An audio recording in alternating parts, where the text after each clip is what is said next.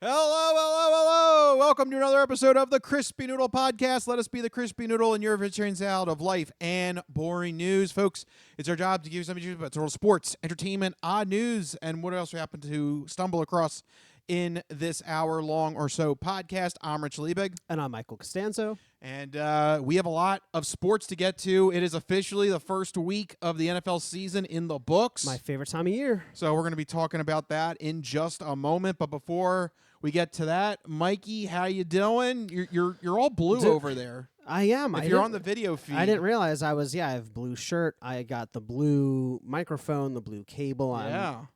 What's the song? Blue Dabba Dee. Blue Dabba Dee. I used to think Eiffel. the lyrics were, if I were... No, it's not. He already knows what I'm going to Yeah. say. I can't remember what I used to think. If I were You green, told I would me- die. If I were yeah. blue, I would die or something like that. You told me you thought the lyrics were, if I was green, I would die. Right. I'm blue. If I were green, I would die. Right. Which makes perfect sense. that could be, I don't know, some sort of art class gone wrong. Yeah. But no, those are not the lyrics. Damn. No, Eiffel 65 gave us very important lyrics Blue Dabba that Dee. you must respect I respect. them I in respect now. Europop. Yeah. Oh, all the whole genre because of that one group. No, that was the name of the album it was on. Oh, Europop. Yep. It sounds like a genre. It should be a genre. I feel like bands should be barred from naming an album the name of a genre. Like you can't be a band and be like Rock. my album rock. Rock. It's very confusing for consumers. What about if it's in the title and references the genre? Like Fireball Ministry had an album called Their Rock Is Not Our Rock. I mean that's fine because you're not That's fine? You're not claiming the whole album is rock. Like you can't release an album and just be like metal. Or Why like- not? Or like rap. Or like country. Like that doesn't make any sense. That's chaos. Okay. It's no, even better. You make the album called Country, but you release it. It's actually rap. So you have a rap album called Country. What if your band name is the genre? So it would I'm be country. it would be a rap album called Country by Rock. Yes. What do you do then? You just you just buy as many albums as possible and hope that for you the get the right best. one. Yeah. Also, buying an album. How old am I? Yeah, nobody does that Ancient. anymore. Although I walked through the Plymouth Meeting Mall the other day, and Yeah. FYE is still open. I'm What like, do they sell though? yeah, right? Wait, the Plymouth Meeting Mall. Yeah, how are they still open? How are they still open? Who did I tell recently? I'm like, it's just Boscov's and Legoland. Yeah, that's it. It's the only thing keeping that place They don't alive. even have a food court, really. No, they don't. Because the It's mostly Legoland, taken over by Legoland. the Legoland took over the food court. So wait, tell me, you were at the Plymouth Meeting Mall, Yeah, like 2 weeks ago. and the FYE is still. Yeah, the FYE was still open. What do they sell? They still had CDs and DVDs. I don't know Who's who buying yeah. CDs? I think like I can't even physically play one. survivalists. Survivalists? Do you have The- any the- devices? The people that Ron Swanson's character in The Last Yes. of Us, I forget his name. Oh man, but that was guy. it Frank? No, Frank, yeah. Was it? I don't know. That guy Probably. shopping at a FYE. But let me ask you this legitimate question: do you have any devices that can play a CD, or a CD-ROM? My PlayStation 2. That's it. And PlayStation 3. Okay. I think the 3 can. How about we hit the new PlayStation 5 do I it? guess they I technically guess. can. All right, so all the But are you PlayStations. buying a Ghost album on CD and putting it into your PlayStation 5 to listen to music? I mean, if dire times call for dire measures, yes, I would have if I had to. The internet goes down, you're like, thank God I have this last CD. Yeah. There you go. That's what Anyway, happens. that was weird. Again, survivalists. Right, exactly. So, But other than me being old, I went to Hershey Park, which I loved Oh. this past weekend. That was a blast. Me and Jordan took her niece and nephew to go check out Hershey Park with her siblings as well. And we just had a blast, riding the little kiddie rides and, getting some snacks and everything. And, just seeing the kids wonder at, like, the fact that there's a whole amusement park devoted to chocolate. But do you know what's really hard to find in the park is chocolate. We walked around. once you're in the park? Once you're in the park and we saw Oh, pretzel stands, no, popcorn, yeah. hot dogs, pizza. We're like, where the heck is the chocolate? You have to go to. I only found like one location. We found like a random vending machine Well, that was selling Hershey bars. I guess the logic is if you're in the park, you're probably going on all the rides and everything. You're probably Right. not. But I feel like at every concession stand, it should be like, okay, get me my pizza, and then they just give you like a Hershey Kiss with it. Like there should be chocolate With everywhere. the pizza? With everything you buy. I don't know There about should be that. chocolate with every. Why not? You want chocolate mixed? It's called Hershey Park, not crappy cafeteria pizza park. But if you need a slice of pizza, Yeah. you don't want chocolate near the pizza. No, it's separate. It's not on it. But you could mix it up. It could be all together. How voraciously are you eating this pizza? And if it's hot out, it's all going to melt. It's gonna melt. I mean, I guess there is a melting concern with Yeah. chocolate. So I don't know. I can understand the logic. I just know it was hard finding chocolate. To me, for it these makes kids. sense that the chocolate is all on the beginning. Like when you're at the chocolate world, Right. you see the big shop. Right. That makes sense to me. Okay. Get your chocolate there. And Because then you don't want to have then it go to the out park. while you're in the park. Yeah. I feel like there should still be an opportunity to buy chocolate in the park somewhere. Maybe not give it out for free like I suggest, but like there should be somewhere where you could go. Also, if you have it on you and you go through a ride, it could fly out. You could lose your Well, chocolate. you're not supposed to bring stuff on the rides. Well, Some people I do. bet you I some saw a people do. kid lose some stuff while he was on a ride. Like he had like some toy and they just flew off and Bye-bye. they were just gone forever. They're Yeah. never getting that back. Yep. I could see it. Yeah. So I went to Hershey Park. Actually, my whole weekend was food. I went to Hershey Park, got food there. Then I went to an Egyptian festival in Conshohocken, Yeah, that's which weird. was fantastic. Yeah, it was recommended by a couple of friends, and so we went to that. And Imhotep lives in Conshohocken. Well, no, I mean honestly, I Imhotep. I didn't know there was such a big. Imhotep. They're just marching down that main road. Yeah, Lafayette Street. Lafayette Street. Yeah, or whatever Lafayette it's called. Street. Yeah. I call it Butler. Imhotep. Yeah, they're just marching down. No, I didn't realize there was such. Boscov's no, what's- no, Boscov's? it's not Boscov's. No, what's Flacco's. Yes. Imhotep. Flacco's. Imhotep. Flacco's is another store I'm amazed is still standing. Oh no, man! Catholic schools, they got to have all their uniforms. Flacco's. They What a legend. They have a backhanded agreement with all the Oh, Catholic absolutely. schools. Absolutely. Yeah, they'll be fine. So, yeah. Giving you the dark side of Montgomery County here on the Crispy Noodle podcast. An invasion of Egyptian gods and weird, random, like, backroom deals between regional Catholic high schools Yes. and a local shoe store. Yes, exactly. That's the kind of reporting you get here on That's the right. Crispy Noodle. That's right. But, yeah, so that's what I did. Hershey Park and the Egyptian festival. I ate a lot, and I was happy. So, All right, there you go. how did your weekend go? Yeah, that sounds like a good weekend. Man, I was just ready for football. This was football It weekend. was just 100% devoted to football. Grounds. I mean, yeah, there's like no other way to do it because there was Thursday night, Friday night, Yeah. all day Sunday, Sunday night, Monday night. Like it does take up. Yeah, I mean, since we recorded last, it's basically been football nonstop. Try, yeah, and they're gonna make it worse too. They're gonna try and take over, another night too. It's going to be a problem when they do Tuesday games because then recording is going to be tougher. Right. Like we have this, and Roger Goodell, listen up here. We have the podcast set up so that we can update the people every week. It works Right in out. between Monday night football and Thursday night football. Don't you cut in on our podcast days. Yeah. If you add any more days, we're going to be in trouble. Right. It's not going to work out.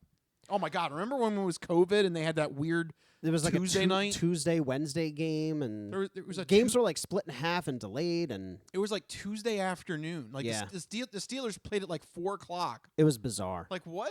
What is? Yeah. Don't do that. That was no not more. fun. Nobody wants to watch football on a Tuesday. No. We record on a Tuesday. Right. We report on Tuesday. Exactly. That's what we do. And you know what? Them's the rules. I think that's the perfect transition into our first segment, the Sports Sampler. So you're not good at sports. It's a very small part of life. Sports. In your face. Ha ha! That's right. Sports coming at you in your face. All right. The first week of the 2024 NFL season in the books. All right. How about just do you want to just jump in the quarterbacks? Is that what you want to do? Well, there was a weird number There's of a lot of things to talk about. large stories around quarterbacks. Let's start with, I guess, chronologically. I have them a little bit out of order, but let's start with before the Week 1 games. Dallas finally signed quarterback Dak Prescott to a massive 4-year, $240 million contract. For those of you who are not great at math like I am, I did it for us. That is $60 million a year. $230 million is rumored to be fully guaranteed, which is essentially the whole contract. Yeah, is so at that it's point. basically a Deshaun Watson contract. Yeah. So, Rich, good deal, bad deal. What's the deal? I mean, as an Eagles fan, good job. Yeah. as an objective observer, I think they overpaid for Dak Prescott. Oh, yeah. And also, why did they wait this late to do it? Like, It's so bizarre. If they had signed him earlier, he would have, like now Jalen Hurts. You would have saved $10 million a year. Oh, easily. Because Jalen Hurts, where like his contract is huge when he signed it. I think he's like the 9th highest paid quarterback he's already now. down like He's the 8th already- or 9th. He's like almost out of the top 10. Now Dak Prescott, who, I mean, we'll get to it. But, you know, I don't know if Dak Prescott is as talented as people say that he is. I don't think that he's worth $240 million a year. And certainly not 230 guaranteed. I mean, No. that shackles you up. You can't get out of it. No, exactly. But I'll tell you what, I think it improved the team morale because they came out guns blazing against Yeah. Cleveland. They did. We had both picked Cleveland to win, I think. Yes, and I got to say something. Okay. Cleveland, you're just cursed. They really are. It's nothing good is ever going to come your way. But they do it to themselves, though. This A lot of it. This is amazing how far Deshaun Watson has fallen. So we're getting to another big quarterback story here. Yeah. Deshaun Watson, you can't escape it. Cleveland Browns quarterback, plagued with both off-the-field issues and injuries last year. He had both an awful game for the season opener. Atrocious. Yeah. And Comically bad. Yeah, there were times he had guys in the end zone and he throw it into the stands. That's wild. Like physically, he is not 100%. There is something wrong with Deshaun Watson, in that game, and Yeah. I think it might be permanently. I think there might be something permanently wrong. Well, the thing that's permanently wrong with him is that he can't stop sexually assaulting women. Well, I think that's the thing that's permanently There's wrong that, with him. yes. Because after the I'm game, trying to focus on the football. focus on the aspect. football. But this does come into it It because, does. again, after the game, another lawsuit for sexual assault. I don't understand.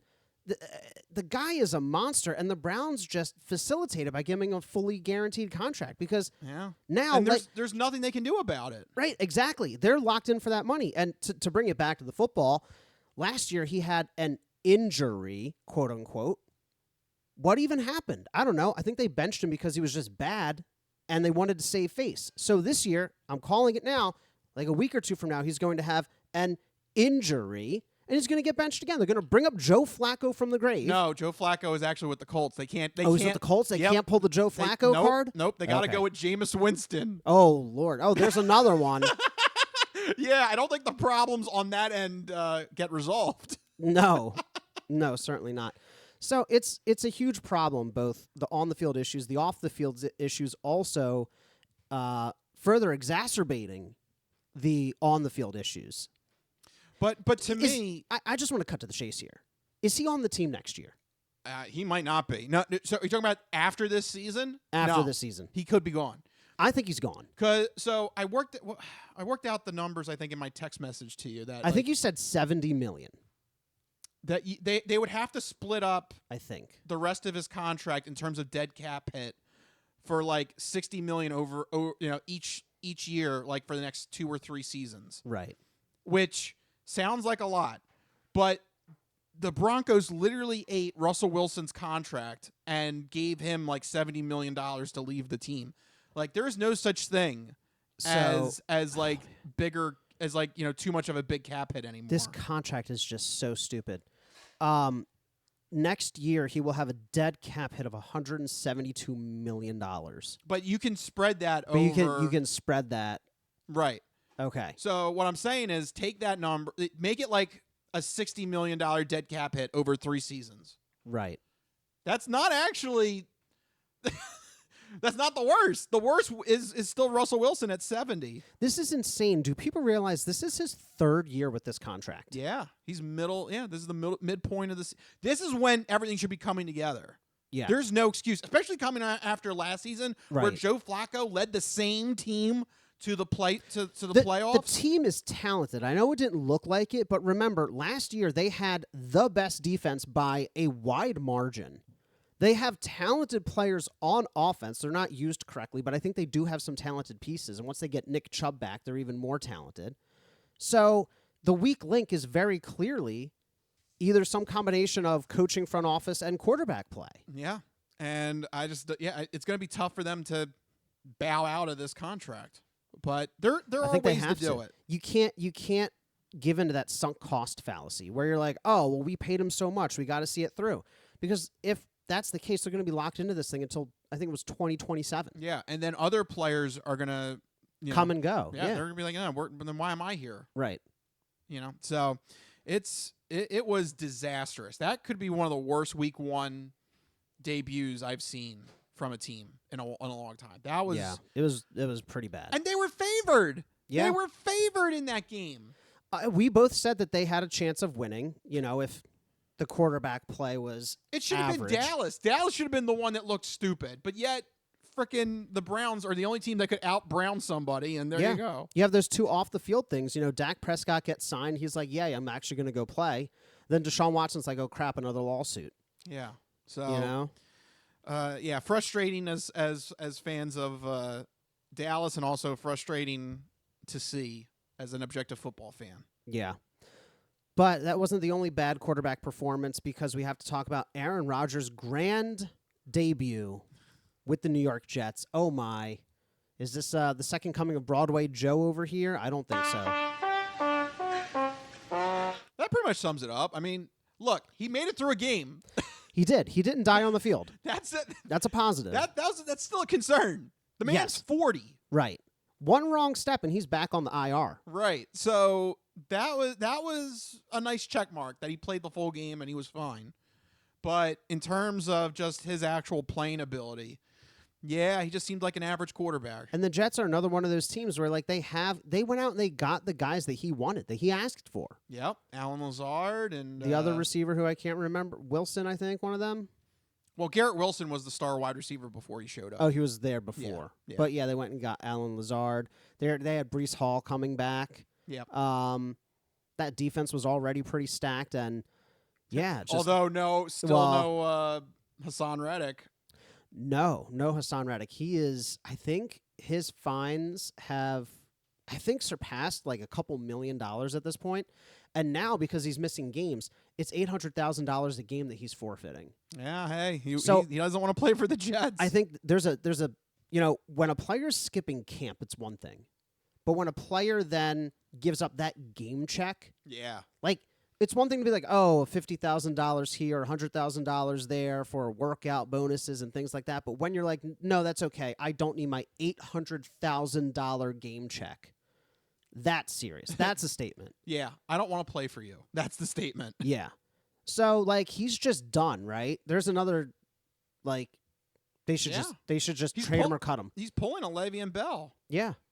Why keep him on the roster? Because this is his last year of his contract. If you don't somehow get him on the field, he's just going to become a free agent. Yeah. So if I'm the Jets, I'm either racing to get a deal done, or I've got him first up on the trade block. This doesn't make any sense. Jets are going to jet.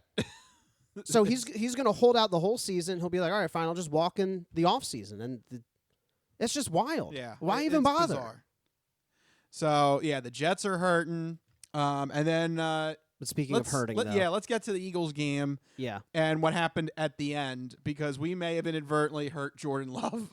Yeah, so Green Bay quarterback Jordan Love in the closing moments of the game, you really hate to see this. I mean, obviously, they're playing a close match, but you hate to see Jordan Love go down with a knee injury in those closing moments. Is it weird that I kind of blame Cam Jurgens for this? Cam Jurgens for it? Yes. Okay. So do tell. Yes. So the Eagles, towards the end of that game, they were marching down the field. Right. And they had like 3rd and goal on the 1 yard line. Yeah. And they were gonna do the Philly shove. Oh yeah. And Cam Jurgens messed up the handoff to Hurts. And thank God Saquon Barkley fell on it, because otherwise, the Packers could have picked that up and it could have went the other way. But because of that, the Eagles had to settle for a field goal. and had to kick it back, and the Packers still thought they had a shot at winning. Yeah, I mean, in a roundabout sort of way, if we punch that in, then the Packers are like, let's... Because then it's a 2-score game. Right, let's run out the clock maybe. Yeah. I Take don't that. know. Why are you coming at Cam Jurgens? Well, I don't know. We'll talk about it in a bit. But as for Jordan Love, he's going to be sidelined for an estimated 3 to 4 weeks. Yeah. What does that do to the Packers' chances? They were a heavy favorite in that, to make a big push into the playoffs. Yeah. They weren't favorites to win the division. No, not to win the Lions division, are but they were expected to go, I think decently deep in the playoffs. I mean, that is shaping up to be a competitive division. 3 to 4 weeks isn't the worst thing in the world. If they come out of, let's say it's 4, if they go 2-2, they're still very much alive. Even if they go 1-3, they're still kind of alive. Really? I think for a playoff spot. I mean, they're not going to win the division. Okay, maybe I think playoff division spot. is gone. Wave bye-bye to division. No, division, yeah. But in terms of playoff and just a wild card spot, you can make it in. Now, I think when he comes back, they got to be up. They got to be up to speed. Right, and that's the thing. If they go 1-3, he's got to come back with rattling off a few wins back to back. Right. Like if he comes back and they go 1-1, 2-1, something like that, then all of a sudden it starts to slip away. But yeah, I think that the playoffs are still in play because the NFC is just not great outside of like a very few teams. Like the NFC West is kind of a question mark right now outside of the 49ers. Yep. NFC South is just a write-off. Like, I don't think anybody's even trying in that division. I know the Saints had a good game, but I don't know. I don't trust them. Okay. And then the NFC East, you have obviously the Eagles and the Cowboys. And then it was the NFC North with the Lions and the Packers supposed to be running away with it. Yep. Well, I mean, it could be also Bears and Vikings in the mix too, because they had some. I think that could nice showing. I think that could secretly become one of the more competitive divisions in the NFC. Yeah. All right. So with that in mind, let's recap the Eagles' win on Friday night, 34-29. The Brazil game officially done, over with. So thankfully. Get that. Yeah. What was up with that field? What is it with the Eagles and Again, getting stupid fields? I know. They're like, stop giving the Eagles stupid fields, like, NFL. They're like, I BS. know. We'll let them play on a soccer field, which is notoriously slick, from what I understand, very slick. And yeah, I mean, watching that game, I'm having PTSD flashbacks to the Super Bowl. Our defensive ends just slipping and sliding and I mean, guys would like miss a tackle and then go sliding like 5 yards. Saquon Barkley's first handoff was a fumble. Very first one, yeah. Yeah. So, yeah, that was a weird thing to see. But even with the bad field conditions, I do want to say, just to start off, that I think the defense really did show up, at least in the first half. The defense saved us in that first half. Yeah. Because even with the bad field conditions. Everything was going wrong in that first quarter. That first quarter seemed like that should have been preseason. Oh, yeah. And 100%. I hate to say this because I know we don't want injury bugs, and I know that we've had bad histories of injury bugs, but you've got to play the starters a little bit during the preseason.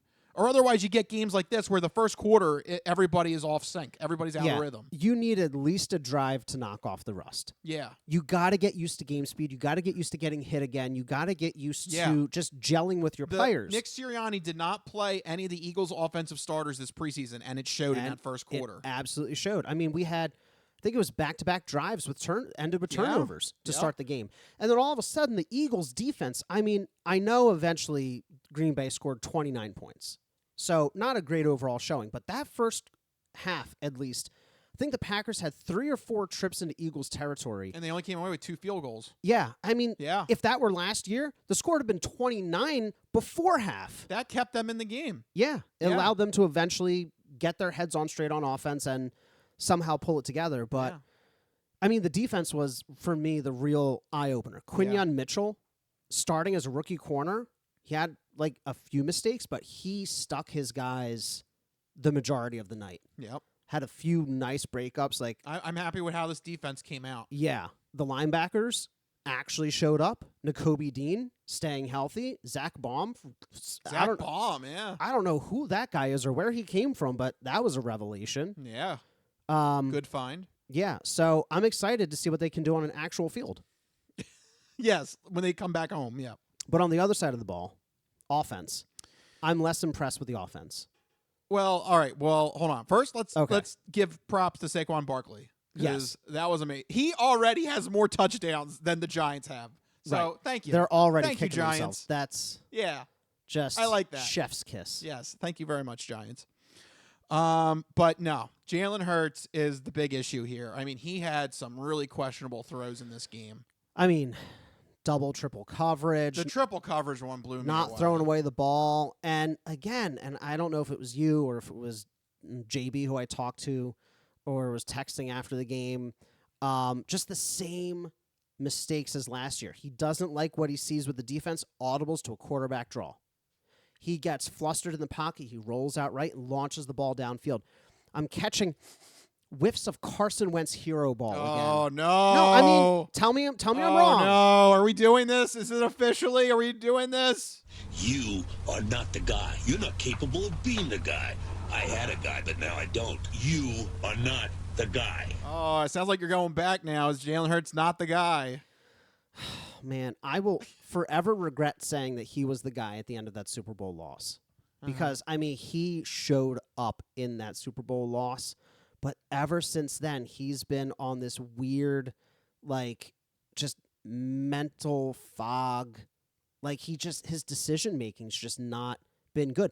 I think that he is physically talented. I think that he's physically capable of running the offense and executing the plays, the deep balls, the touch passes, the scrambling out of collapsing pockets. I think he can do all that, but his on-the-field athleticism and talent is not matching up with the decision-making.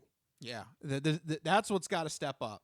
Yeah, and that's a coaching thing. I hope they can coach it out of him. Yeah, I don't know, because remember there was that like report that came out this summer that was like, oh, Jalen Hurts went through the training simulator and went 900 passes without an interception. Well, guess what? Didn't do him well in that first game when was it the third pass he threw in the triple coverage? Yeah. What training simulator was this? Yeah, right? At all training camp, there were like X number of passes without an interception. I remember thinking, like, this doesn't matter. Why are people reporting on this? This is stupid. And then first game, 2 picks. Yep.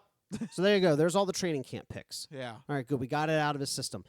Is this a correctable issue, or should we already start hovering around the panic button? Because there's a lot of glimpses here of issues from years past. Like, how often does an issue need to occur before it's just the player? Yeah. Period.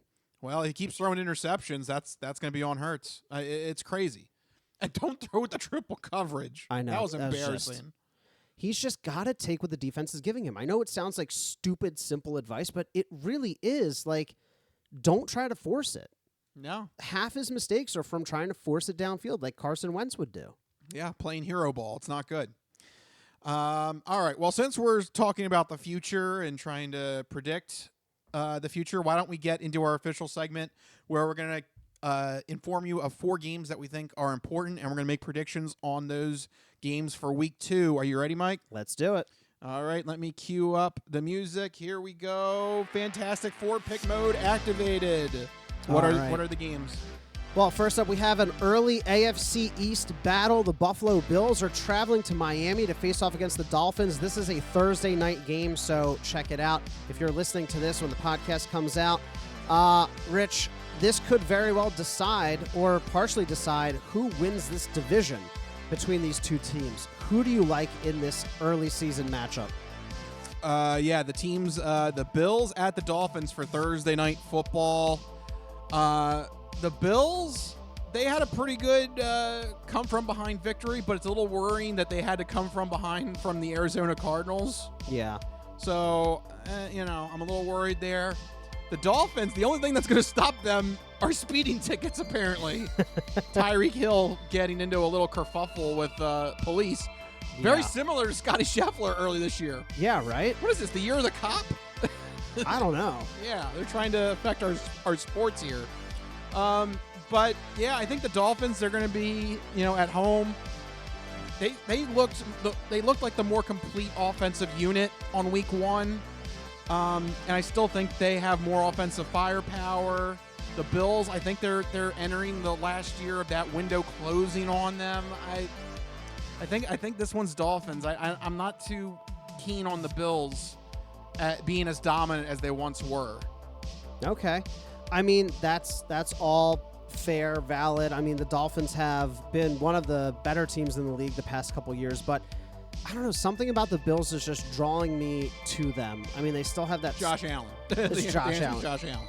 I mean, you know... They live and die by him. They really do. And the Dolphins, you know, you've brought up criticisms in the past of, you know, Tua is susceptible if they can get pressure on him. What better team to get pressure on him than a stacked defense from a division rival looking to kind of sweep a bad game under the rug, you know?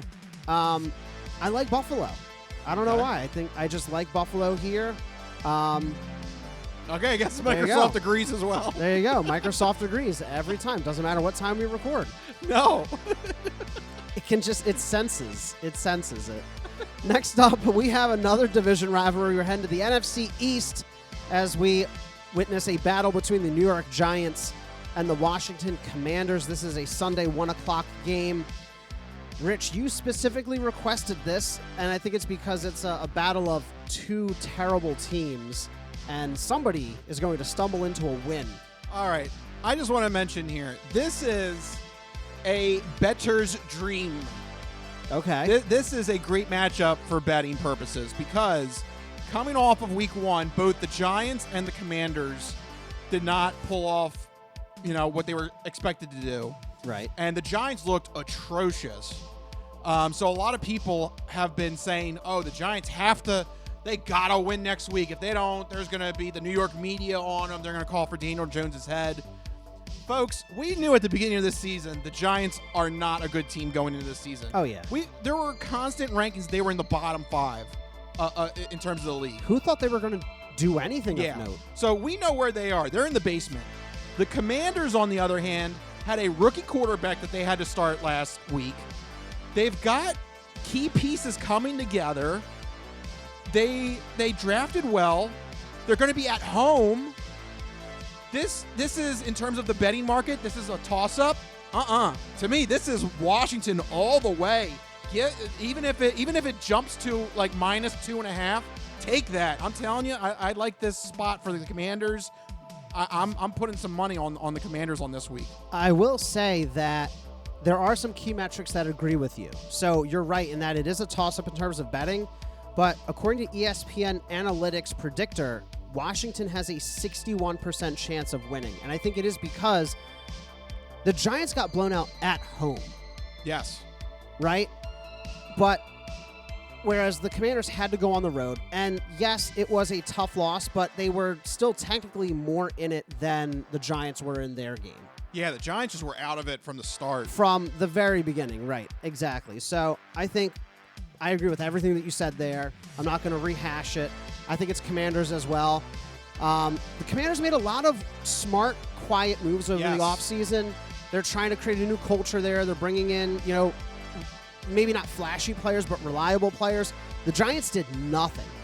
They gave up their best player. Other than Malik Neighbors, which isn't going to do a whole lot of good if Daniel Jones can't get the ball to him. Right, exactly. You know who would help the Giants right now? maybe a solid ground game. Yeah. I'm going with the Commanders. Yes. Next up, we have a primetime debut of the number 1 overall draft pick, Caleb Williams, with the Chicago Bears facing off against Stroud and the Houston Texans. This is a Sunday primetime game. Rich, 2 young quarterbacks, the future of the NFL. Who makes their stamp first in this battle of the next generation of quarterbacks? Well, I still think, C.J. Stroud will be able to I think he's going to take over this game.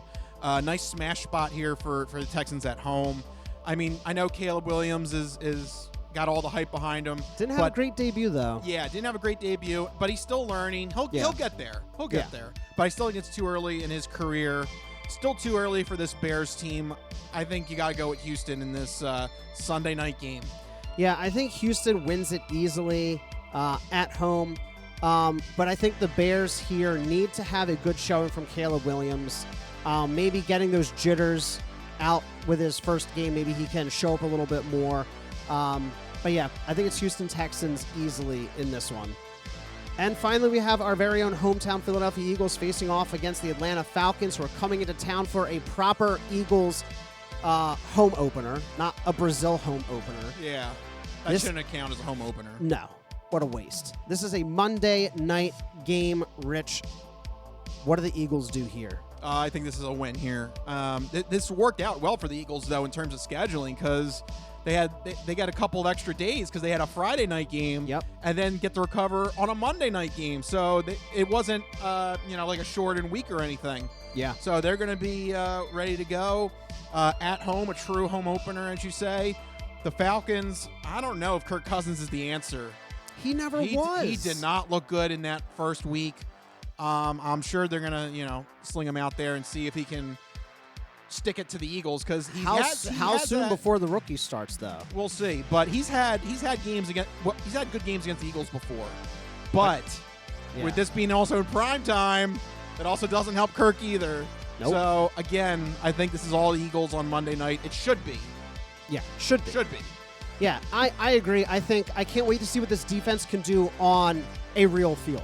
Yes, because American field. We actually did quite well against Jordan Love and the Packers for the most part. I think if we can get that pass rush home at least a few more times, then we can really see what this defense is capable of.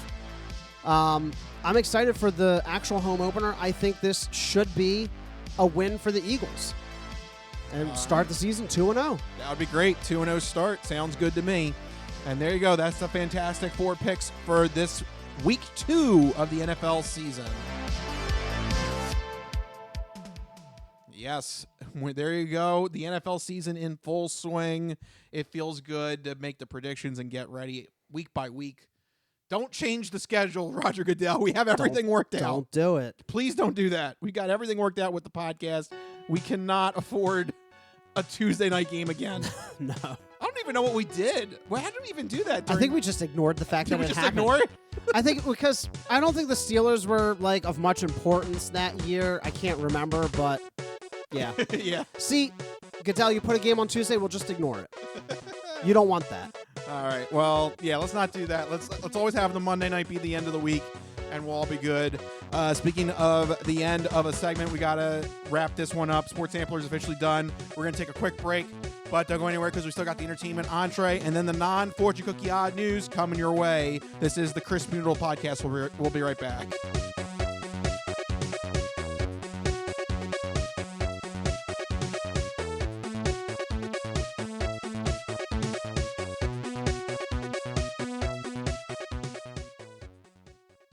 Ready for the weekend? Happy Friday. Hi, my name's Marie, and I'm an artist who's been making Happy Friday doodles every week for over 7 years. And now you can own my art collection in this Volume 1 and Volume 2 art series. These doodles span across multiple themes, yearly festivities, various countries, languages, and more. Both coffee table books have something for everyone and are the perfect conversation starter or gift for a friend. Really, anyone who enjoys a good weekend. Available on Amazon, Ingram, BookBaby, Barnes & Noble, and more. Visit happyfridaydoodles.com/books and get your copies today. Let's celebrate the best day of the week. Happy Friday.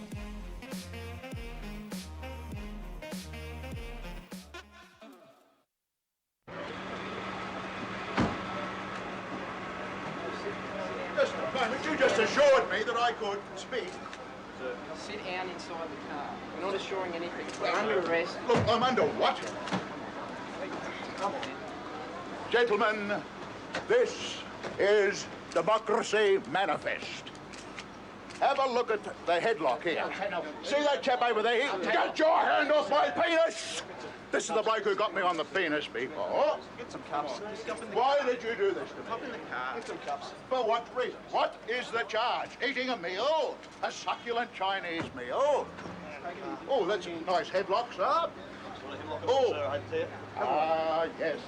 I see that you know your judo well. Good one. And you, sir, are you waiting to receive my limp penis? Now, get your hands off there. Well, we've only got one cup. Ta-ta and farewell. So I guess getting in the car. One cup, look. They even broke.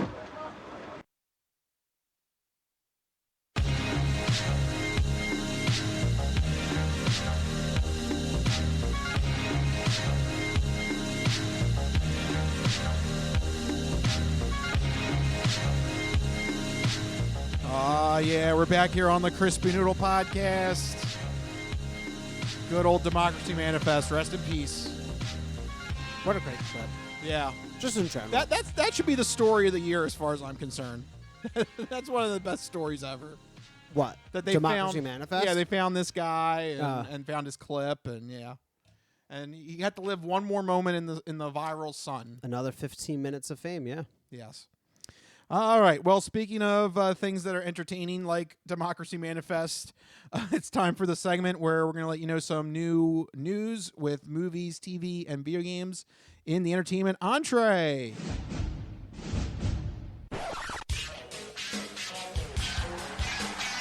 And now, the latest in movies. The Simpson guy writes to movies. Dear Die Hard, you rock. Especially when that guy was on the roof. Music. I know what that is. That's music. Video games. I'm Commander Shepard, and this is my favorite store on the Citadel. Celebrities. You really know Warren Beatty? Yes, I do. I took a leak next to him once at the Golden Globes. And more. You were the all-singing, all-dancing crap of the world. This is the entertainment entree. All right, we're officially in entertainment entree time. There is something, though, we need to seriously mention here, and that is the loss of a huge acting name and voice acting as well. James Earl Jones passed away at the age of 93. A big loss in the Star Wars community, but also just the movie community in general. I mean, he was also a great actor on his own right. Oh, yeah. But, you know, you got to start off with Star Wars. You got to start. I mean, literally, his voice is not only just a character, but it's also like the personification of evil. Yeah. You know? Yeah. I mean, we mean that in the most positive way possible. No, yeah. I mean, it's iconic. It's so iconic. Like, that's what you think of when you think of, like, a villain, is, like, that deep timbre of a voice. Yeah, and there's clips out there where you can look up, like, the early test footage of the body actor for Darth Vader. Oh, it's horrible. Delivering the lines, and, like... It's like some Scottish dude. Yeah, and just go look it up, people out there, and you'll see just how much of an impact James Earl Jones had on Darth Vader and, by extension, the entire Star Wars universe. Yeah. Because, like, from that moment forward, that's just, like, it's such a part of it. It was one of those things everybody knew on set from what I read about the making of Star Wars. Everybody knew on set. They're like, "Oh yeah, this is going to get dubbed over. This is not the real voice of Darth Vader." Yeah. It was that bad. It's like some Scottish guy, and it's like muffled too in the mask. In the mask, yeah. Like there's no way that was going to get through. Oh yeah. Right. And I also think, you know, just continuing on the Star Wars thing, like, so many people try to impersonate those lines. Oh yeah. That he's delivered. You know, it's when something transcends into general pop culture that, you know, you've really left an impact. Yeah. I mean, it's so iconic. That's what kids do when they get up to fans, you know, and try to get their voice as deep as possible. Yeah. They just try and quote Vader, you know. It's and then very iconic. And then, you know, continuing with the voice stuff, for me, The Lion King. Yeah. Mufasa. I mean, like, legendary. I mean, just such another iconic role, and just made it so much more regal and magical, the whole movie. You know, him starring as the Lion King, you know, or at least the original Lion King. Left such an impact on cinema history, just in those two roles alone. Yep. And there's been others as well. Yep. But also acting on its own merit as well. There's one of my favorite things of James Earl Jones is his performance in Fences, because he did one of the original runs of the play Fences before it got made into a movie with Denzel Washington. And I hate to say it to Denzel, but James Earl Jones did it better than Denzel did it, especially some of the hard life truths that the father says to his son during that wonderful play. It comes much more heavier and with more gravitas coming from James Earl Jones on the stage than I think it did with the movie version of it. Not to say that Denzel's bad or anything, but if you want to see Fences, I think you got to go to the actual performances where James Earl Jones gives some of the soliloquies in those plays. So he was just a great actor in his own right as well. The Sandlot, another one. The Sandlot, yep. I'm just going through his videography here. I mean, it's just like so many. Yeah. Sandlot, definitely. Yep. Coming to America. I mean, yeah, he had his presence known. Yeah. So just a really, I know, I saw that headline. I'm like, oh man. Yeah. But 93. Had a good long life. Yeah. Good long run. Yeah. And iconic voice that will still live on in Star Wars, and his voice is so iconic that they have like an AI version of his voice. I was gonna say, didn't they sign some kind of deal so they could like keep doing that? They have that, and they also have voice actors that are trained to do his voice as well. One of them, for I think it was the Force Unleashed video game, was the guy that did Chad Vader. Really? They liked his voice so much that they actually hired him for one of the video games. That's wild. Yeah, talk about meta. Yeah, and also a super deep cut throwback. Yeah. Chad Vader. What is this, 2009 again? Yeah, exactly. From Blame Society Productions. Yeah, great YouTube channel there. But yeah, unfortunately, had to recognize the passing of a legend, James Earl Jones, at the age of 93. Sad news there, but his voice will live on through all of his properties. Absolutely. But of course, for me, it would be Star Wars. Yes. No, it's he is the personification for Vader, as far as I'm concerned. Yeah, and I mean, they're gonna keep making Star Wars, adventures for the foreseeable future. So we're gonna get to hear plenty of them. Yeah. All right, let's now switch gears and look towards this upcoming weekend. Mike has the segment where Mike's going to let you know what you should keep an eye out for with new movies and TV entities this upcoming weekend with Mike's This Week in Entertainment.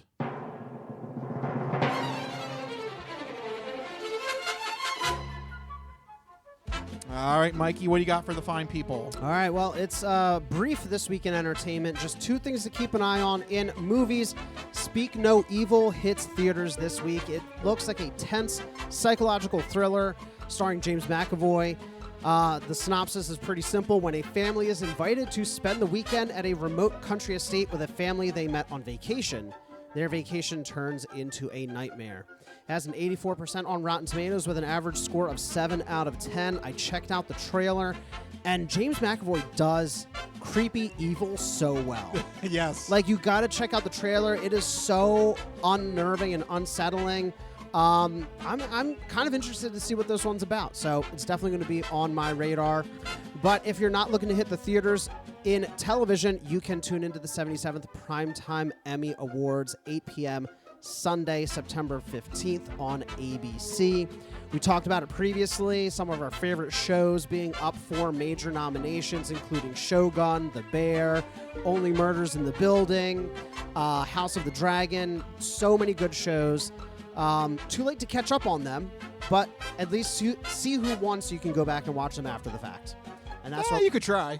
You can try. I mean, if you got the time, binge away. Yeah, but that's what we're looking forward to this week in entertainment. All right, there you go, Mikey. Thank you for that this week in entertainment. All right, big news happening in the world of video games. The Sony PS5 Pro has been announced, and we know the specs and the pricing. And I think that's how we feel about it. So let's delve into it. Oh, boy. Yeah, so, I mean, just today on the day of the recording, Sony had like a weird 9-minute little video that they put together to announce the PlayStation 5 Pro. As a big Sony fan, I was excited. I was on the fence. I was like, I saw that GameStop was offering, I think it was like $425 for a PlayStation 5 trade-in. I was like, crap. If the PlayStation 5 Pro is reasonable, maybe I'll trade in and trade up. But then they announced the price. Yeah. And the price is $700 US. I declare bankruptcy! So, yeah, Mike, tell us how you feel. I was not expecting that at all. I think I don't think it's sticker shock. I think it is legitimately deserved frustration at Sony I think, getting a little too egotistical. They're getting high on their own supply. Yeah. $700. To put this in perspective, I guess first we'll go over the specs. You do get a 2 terabyte solid-state drive, which is a nice, large bump up from the base model storage. But I will counter that by saying you can also put an extra internal drive in the base model, and you can use an external drive. So storage, for me, who's a big gamer, has not nearly been a problem yet. Just do the internal hard drive. Do the internal hard drive. I think the max is 2 or 4. I think it's 4 internally. Yeah. And then externally, I think you can have another 10. Now, you can't play from the external, but you do the swap, you know? Yeah. You take it on and off the internal drives. It's not a problem whatsoever. I've played tons of big games like Baldur's Gate, Horizon, Spider-Man, Last of Us. 0 problems with finding the storage space, personally. So, bigger drive, it's great, but not necessary. So, in terms of actual benefits, I think that's the message for the PS5 Pro. Yeah. It's good, but not necessary. It's good, but not necessary, because here's the benefits. You get a larger, faster graphics chip, 45% faster rendering of graphics. It's like not even fun to announce. I'm not even like able to say like 8K at 120 frames per second, just 45%. That like when they said that, I was like, what does that mean in real terms? What does that mean? They have advanced ray tracing. Again, not been an issue for me. Shadows. I don't know how many reflections. I don't know how many water reflections you need. Like I'm fine with of them. I'm fine with the ray tracing as it is now. And then you need all the water. All the water. Ah! That's what the video was like, honestly. And then they have AI image upscaling. So when you're playing those remasters, they can upscale it even further. And that, I think, is the thing that pissed me off the most, is they're announcing a Pro version of the PlayStation 5. And one of the games they showed was The Last of Us 2, which came out on the PlayStation 4. Yes. Like, that is... And it's already being remastered again. Yeah, that's like 2.5 generations ago. Or I guess a generation and a half ago. So, like, they're not even showing, like, new games on it. Like, they're showing old, like, 5-year-old games on this console. But the kicker here, again, $700 gets you that, but also no disk drive. Yeah. What? Which, keep that in mind, folks, because when you look at the $700 price tag, everyone says it's only $200 more, but it's not, because $200 more than the disc version of the base model. If you look at the digital-only version of the PlayStation 5, this is actually a $300 price increase. Oh, good for you. I saw it online so much. It's $200 more. It's $200. And I'm like, no, it's not, because you don't get a disc drive. The disc drive add-on is another $80. Yeah, and it's super frustrating because if you're coming into it the first time, the buy-in is so astronomically high. Yeah, and do you think this is finally the death knell here for physical media? Because this is them trying to kill it. Yes. Yeah. Yeah. I feel like it is. Because there's no option for a disc-based PlayStation 5 Pro. And I saw the reports that Sony is apparently targeting enthusiasts, quote-unquote enthusiasts. But enthusiasts love physical media. So that doesn't make sense, you know? Like, when you think of, like, a tech enthusiast, they're all, like, vinyl records and, like, you know, like 8mm film or whatever, you know, Super 8 Max, laser disc. Laser disc. Yeah, nobody's like, oh, I want to go all digital as an, you know, the true hardcore enthusiasts that they're supposedly targeting. So it doesn't make any sense to me. It's not needed. When I saw it had no disc drive for $700. For $700, you couldn't throw one in? Come on. Yeah. It's a cash grab. It's a clear cash grab. And I never bothered with the PlayStation 4 Pro, and I don't think I'll bother with the PlayStation 5 Pro. Yeah. I don't know why I was thinking, in the back of my mind, I saw that GameStop was offering over $400 for a PlayStation 5 trade-in. I'm like, okay, if this thing is $600, that would only be $200. Yeah, I could swing $200, $150, whatever. Yeah, but $700? Yeah. No way. Yeah. That's insane. That is definitely a couple bills you could pay. Yeah. It's giving, like, PlayStation 3 era Sony. where they have like no competition and they're just like, we're going to release a console for $600, like the PlayStation 3. Like, it doesn't make any sense. Yeah. I think Sony's getting a little too high on their own supply with this announcement. So are you going to get one? No.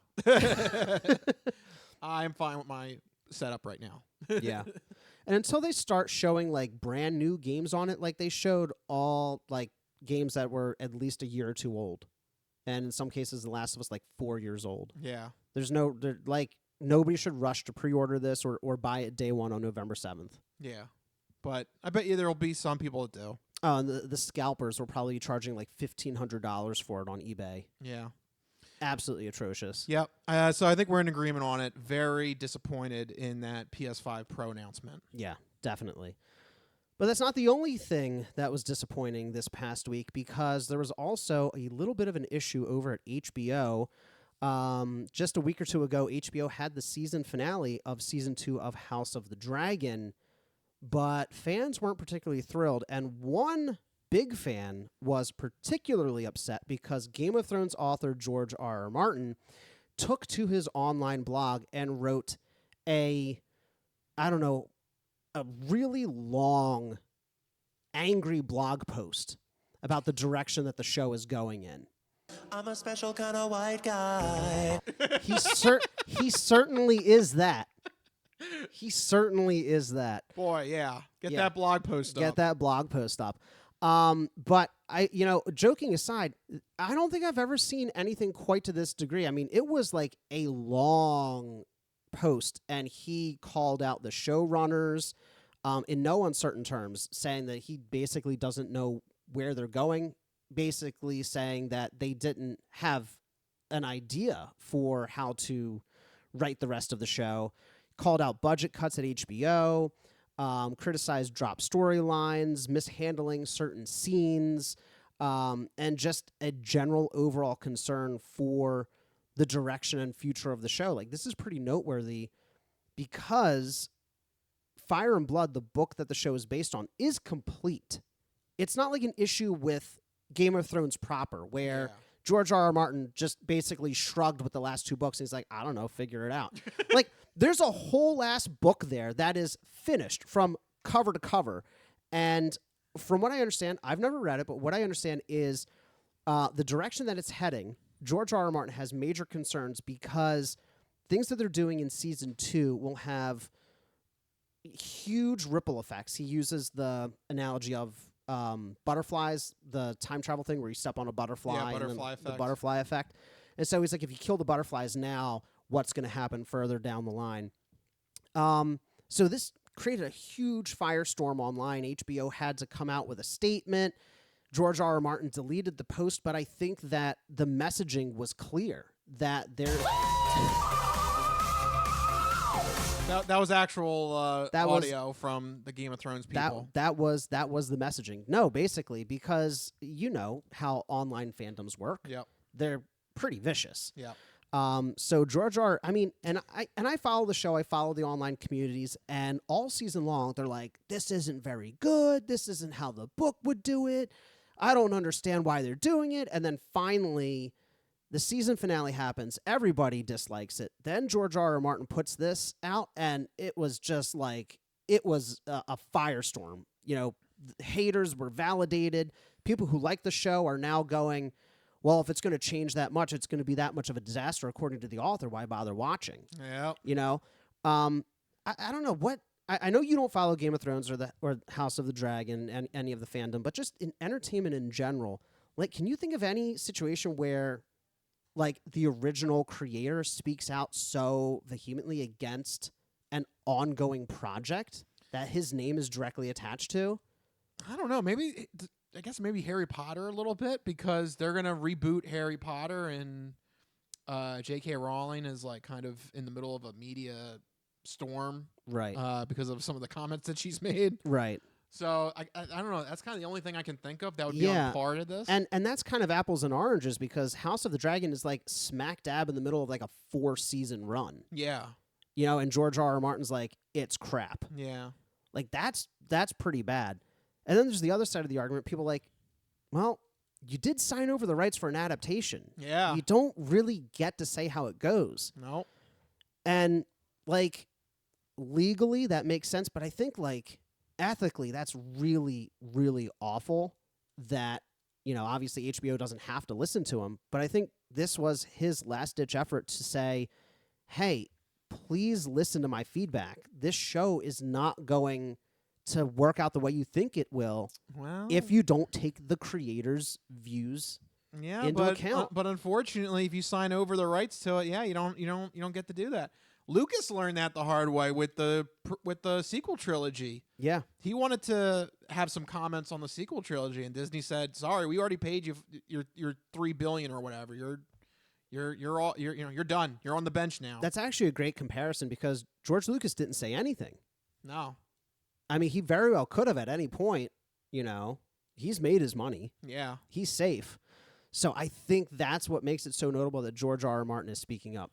Because if he truly thinks it's going to be that bad, he's willing to nuke a relationship with HBO over it. Now, like, as a fan, I'm concerned for season 3. Like, do I tune in now? Uh-oh. You know? Now it's like, do I have to be worried about? Do I not worried about it? But like, you know, because I admit that season finale was not the greatest. It's reminiscent of season 8 of the original Game of Thrones. Yeah. Oh, no. So yeah. So I mean, I kind of agree with Martin here that maybe the direction isn't what it should be. Oh no! We suck again. There you go. That's your official wrap up. Yeah. So we see how it ends up. Honestly, HBO is not going to do anything. They don't really need to. Yeah, I mean, they have the rights to it. That's the worst part about it, and like I just feel so bad for Martin here. Just watch from the sidelines, like, okay, just destroy my property. Yep. Yeah, and unless you live long enough to see another reboot. Yeah, and we're certainly not getting the completed books because he's going to die before he writes them. That's the common refrain from fans. All right, well, there you go. That is the end of the entertainment entree, but we still have one segment left. We will finish this show with one segment left, the non-fortune cookie odd news. We've been talking about cool and its ramifications and how it applies to the hip scene. But maybe you could give us some examples now of the opposite of cool, uncool. Just exactly what is uncool? My nipples look like milk duds. Holy shnikes. It's time for the non-fortune cookie odd news. It's not of this world. I don't know exactly what it is or what it's doing, but this is not human intelligence, okay? It's not human intelligence we're facing! How you doing? Me? I'm doing great. Manda bastata. I don't make this stuff up. I'll take a pound of nuts. That's a lot of nuts! That'll be $4, baby! You want fries with that? I seen the celery dance across the baseball fields. You had me at meat tornado. No, go past this. Past this part. In fact, never play this again. Okay. What does that mean? And now it's time for the non-fortune cookie odd news. So sit back, get everything you need to get from the kitchen. Be sure and empty the bladders, go to the bathroom, because you're in for a hell of a ride.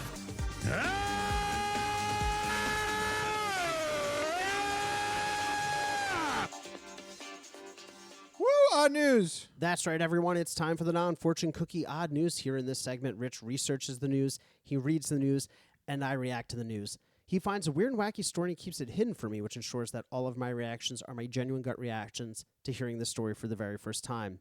I don't know what's about to happen. You guys don't know what's about to happen. And even Rich doesn't know what's about to happen because these stories always take us down wacky and wild paths. And I'm ready to get started. Where are we heading to? All right, so we're going to Vegas in this story. Viva Las Vegas. Yes. This might have been an inadvertent way to pitch a sequel to The Hangover. Okay. This might be a Hangover 4, if you will, in this story. Okay. Was this like a weird ad hoc spec script? Possibly, but it really did happen. This is the case of 47-year-old Patricia Sierra, which is S in the NATO alphabet. We learned that. We learned that right before the podcast. We learned that before the show. So Sierra is S. There you go. Yep. All right. So this is the story. Las Vegas police have arrested a woman who decided to steal a coffin with a body in it from a funeral home. Oh, now you fucked up. You have fucked up now. What? Yep. That has got to be the weirdest thing I've ever heard stolen. We've done like thousands of these stories. Yep. How do you even begin to? That's a big process. Yes, this is a process.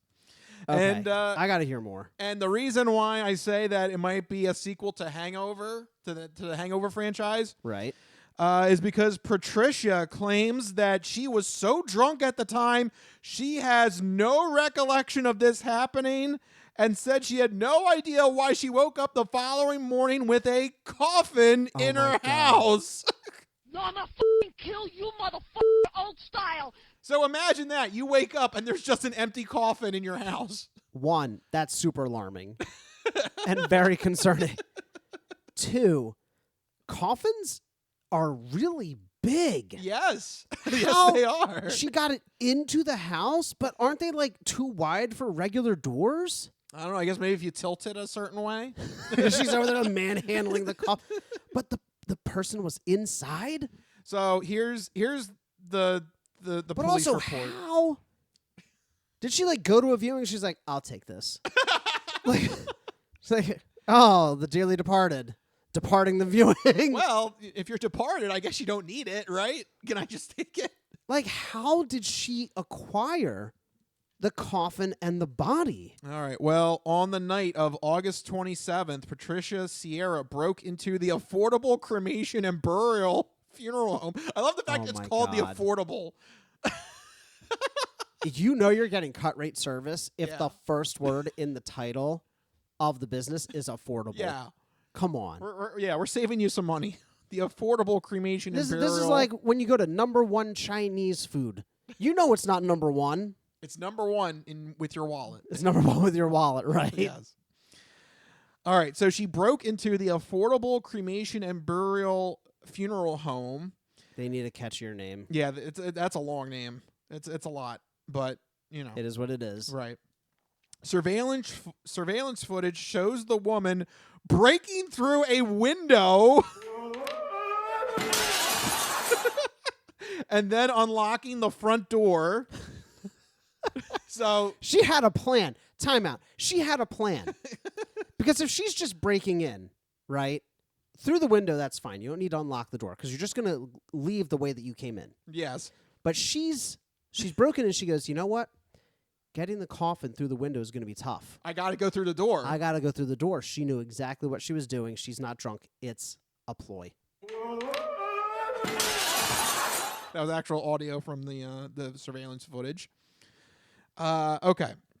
So the surveillance footage then follows her.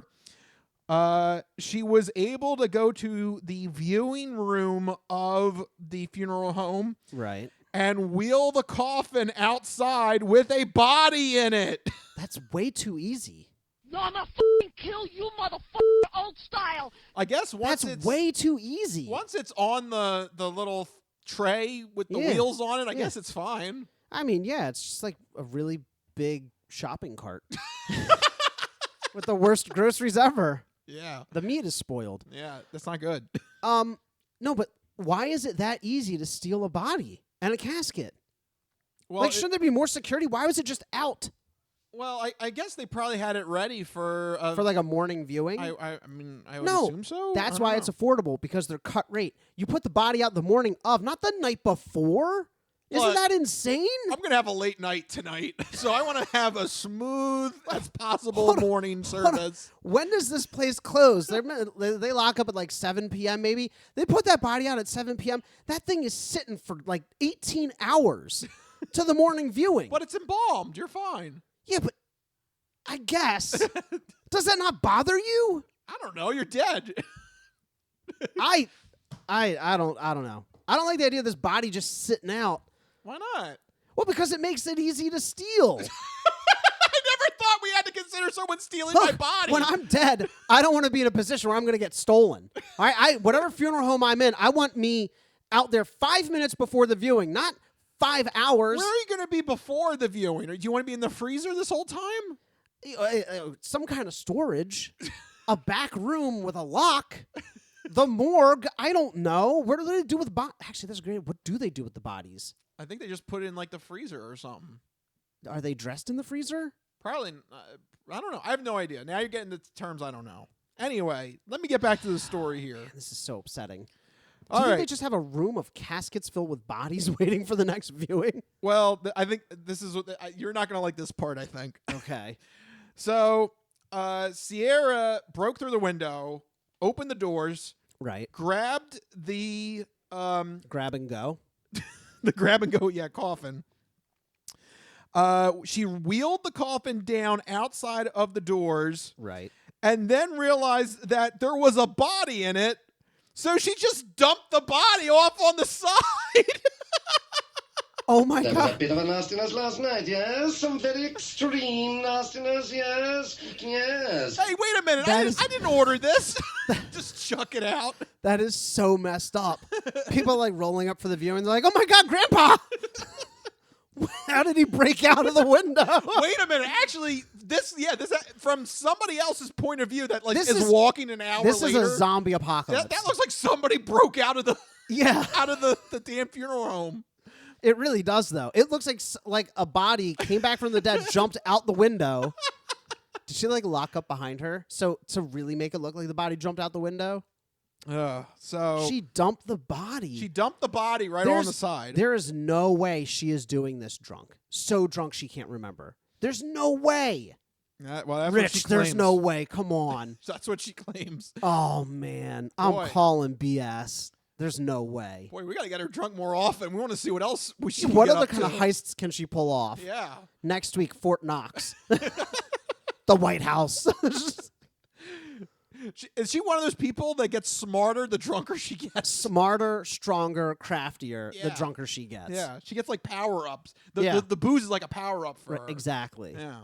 That's how it works in video games. Why not in real life? Yeah. I'm just so frustrated that she dumped the body out. Yes. That's so messed up. So around 3:30 in the morning, that's when 911 received a report of a body laying in front of the burial home. So literally somebody was walking through late at night. Some other ne'er-do-well walking around at 3:30 in the morning. They're like, I was planning to rob this place, but it looks like they've already had a bad go of it. No, they're probably walking. You're like, this is the zombie apocalypse. This is the zombie apocalypse. This is it. I would love to hear that 911 call. Someone better go get me my my Lucille baseball bat. It's time. Yeah, did this passerby double tap this thing? Holy crap! You are creepy as shit. Yep, it's officially time. Oh my God, that's wild. I would love to hear that 911 call. They're just like, yeah, there's a zombie. Yeah, this is it. This is it. This is The Walking Dead. We officially hit this. It's officially But time. in like the Vegas heat though, I guess it's cold Got at my night. fingers crossed for a little freaky deaky. Something freaky deaky was happening. Yes. Okay, so that's when the police were called. They had to identify the body and then start looking for the culprit. Okay. Unbelievable. I'm just what? Okay. So this lady Sierra has somehow the coffin got to her house. I don't know if her house is. I guess her house is nearby. It's got to be nearby. It would have to be. Yeah. Otherwise, how long is she rolling this thing? Yeah. Right. It's so somehow the coffin made it back to her house. Empty coffin. She rode it back. Just put it on the bicycle. Yeah. You'll get there. All right. So got home, fell asleep, empty coffin, wakes up the next day. Waking up to an empty coffin, right? She does absolutely nothing and goes to work. Sure. Why not? Oh, now you fucked up. You have fucked up now. That's why I'm saying it's BS. I'm gonna She's like, That's weird. I'm gonna- Oh, well, time to clock in. Yeah. Hold on. My shift starts at 8 a.m. I'll deal with this after. Where the heck does she work that is more important than dealing with the empty coffin in your home? According to the police report, she works at a local convenience store. And that's when a citizen that knew of the break-in recognized her working at the local convenience store and gave it up to police. Wait, what? Somebody recognized her? Yeah. From what? The security footage? I guess the police probably made a note of it on the news or something that night. Oh, maybe. So the arrest took 2 days. Okay. So that's what it was then. Yep. They probably showed. So she kept the coffin for 2. I'm glad we both came to that realization at the same time. Yes. Because. Well, look, Halloween's coming up. I need some Halloween decorations. No. The first day was bad enough. But she does the same thing. What does she do with the coffin in the meantime? She comes back from work. She goes, "Oh, that damn coffin. I forgot about that. Oh, well, better get some dinner." And just does it again? At this rate, I'll just use it for Halloween decorations, and, they'll just let it be, right? Is she not concerned or alarmed that there's an actual coffin in her home? No, I guess she loves coffins. She really loves Halloween. She's a Halloween aficionado. That must be it. Yeah. All right. Oh my God. Well, guess what? The second day, sorry, we got to put an end to this. I just can't. 2 days. The police showed up to the convenience store and arrested her on her shift. Yes. That's when Sierra came through. She said that night she had drank 7 beers. So okay. I guess she claims that's enough to. No. Again, BS. Oh, now you fucked up. You have fucked up now. Because this is Vegas, and she sounds a little trashy. So I'm assuming they're not like really high alcohol content. It's probably like Miller Lite. There's just no way. She claims that she had 7 beers that night and doesn't remember anything. No, absolutely, she does. There's no way, Rich. There's no way. Nothing will convince me because she sat on it for 2 days.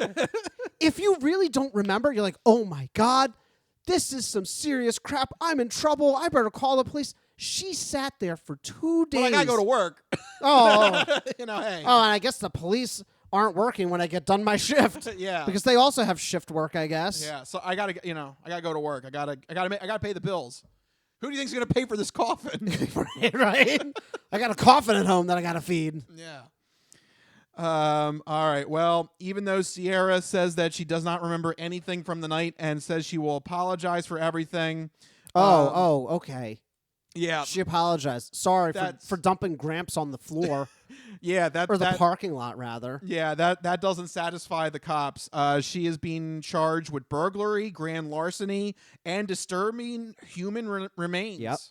That's a biggie, I think. That's a big one, yeah. Disturbing human remains is a big one. People don't like that one. Yep. She remains in custody with her bail set at $11,000. It's not bad. Well, not enough to cover from your 2 shifts with the convenience store. No, certainly not. Yeah, that won't cover that. I am dead serious. There's no way she doesn't remember. Is she lying? That's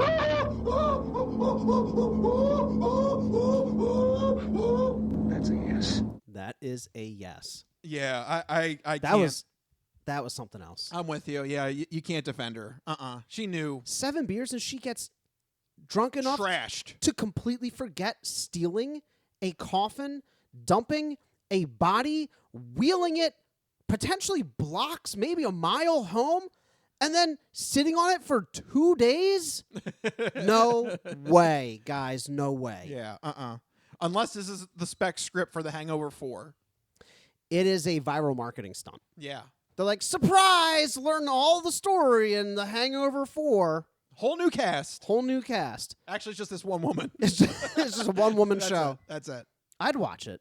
That's wild. I'd watch it. That'd be pretty interesting. It would be. But not in real life. And I just... They just dumped the body off on the side. Sorry, I didn't order this. Get this body out of here. That is absolutely wild. Also, those things are freaking heavy. Yeah. She must have some strength. You're right. The alcohol gave her superpowers. Yes. That must be the reasoning. There you go, folks. That's what I have for you this week in the non-fortune cookie odd news. The Hangover 4 coming to a theater near you. You know, it never gets old, the odd news. No, there's always a new thing to hear. I have never heard anything like that. Like from top to bottom, the whole thing. Yes. And there you go, folks. Those are the lessons that you can learn and you can hear when you subscribe to the Crispy Noodle podcast. If you like what you heard, make sure you go to our website, thecrispynoodle.com. Make sure you follow us on Facebook, X, Instagram, all that fun stuff. But most importantly, make sure you have a way to get the podcast sent to you every week. 2 main ways of doing it. The first one on YouTube, go to our YouTube page, hit the subscribe button, and you'll get the video podcast sent directly to you every week, or Tuesday or Wednesday, whenever we get this out. Wednesday. It's the NFL season. I go by the days that we don't have football. We are, in fact, a weekly podcast. The day that we don't have football should be a name. Non-football day. Yeah, I know. We got to work on that. NFD. Brainstorm that. Okay. Put that as a note. So, we get the podcast sent to you on Wednesday so that you have the football news and the football information ready to go for you before Thursday night football. And the second main way to get the podcast, we put the video podcast up on Spotify.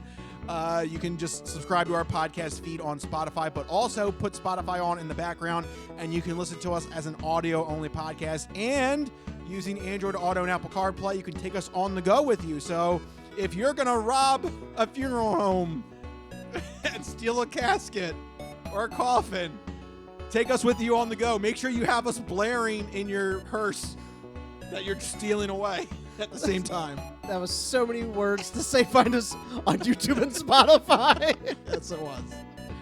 But if you need to get in touch with us, I'm excited. I know you are. There's Clearly. so many things happening. I love it. So many great things.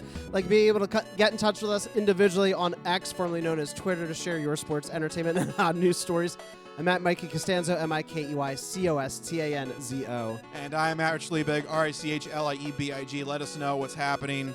And if we use your topic that you submit, we'll give you a shout out on next week's episode. But for right now, let's wrap it up.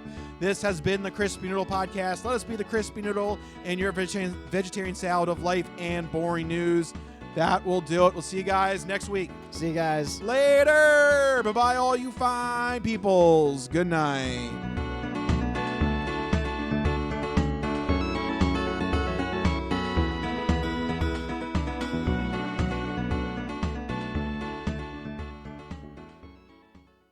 Some of us have great stories, pretty stories that take place at lakes with boats and friends and noodle salad.